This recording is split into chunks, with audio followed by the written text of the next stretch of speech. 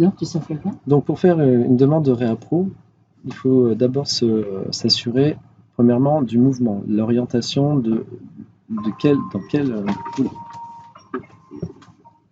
dans quelle orientation on souhaite faire le réapprovisionnement. Donc là, on voit bien que ça va du dépôt vers l'espace de vente. Si je veux que ce soit l'inverse, par exemple, quand j'ai une tête de gondole que je dois rapatrier en réserve, je choisirai du coup espace de vente vers des points. Donc là, c'est bien paramétré.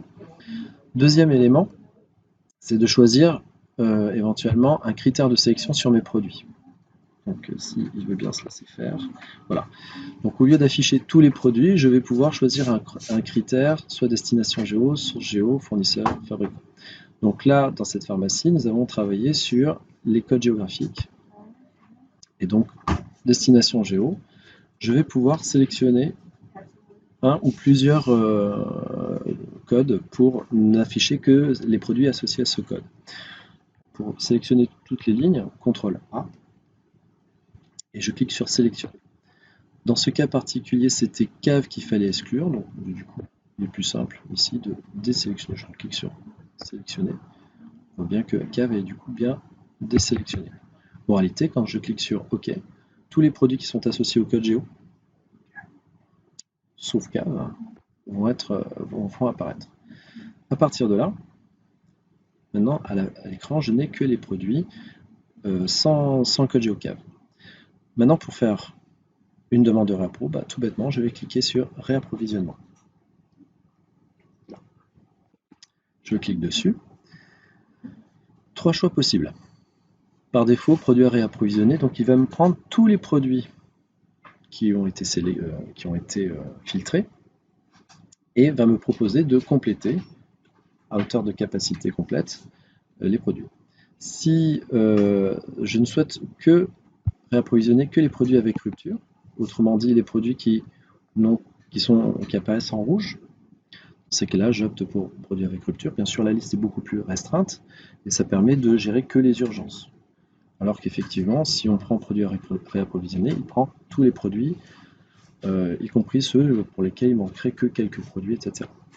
Ou alors, sélection courante, c'est-à-dire que de façon arbitraire, j'aurais sélectionné plusieurs lignes et j'aurais dit, OK, sur ma sélection courante, je fais un réapprovisionnement. Donc là, on va faire produit à réapprovisionner, écran.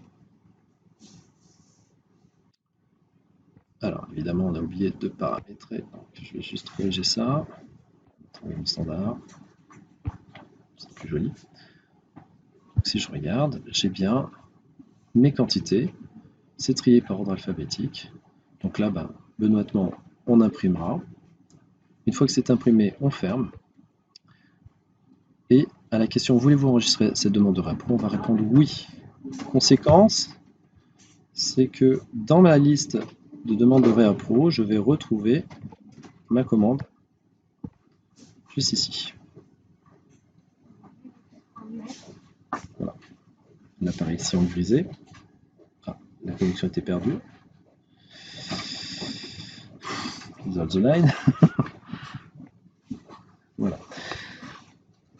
Donc une fois que l'opérateur est allé chercher tous les produits, il va pouvoir sélectionner sa commande et pointer le réappro.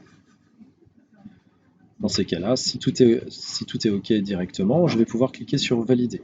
Si ça n'est pas le cas, je vais pouvoir en fait indiquer la quantité que je souhaite entre guillemets au final réapprovisionner.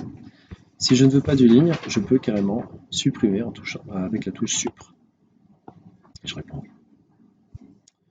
Voilà. Une fois que tout est paré, je clique sur valider. Dans ces cas-là, on aura bien le réapprovisionnement du dépôt 1 à l'espace de vente qui aura été effectué. Petit conseil, si vous constatez des erreurs de stock, validez toujours, à partir du moment où vous avez repéré les produits, faites toujours les corrections des fiches produits après le mouvement du dépôt vers le rayon et non pas au milieu, sinon ça risque de créer pas mal de bouleversements. Voilà, c'est tout. Là non, effectivement c'est pas... Mais en fait, comme la liste était dynamique, on clique dessus.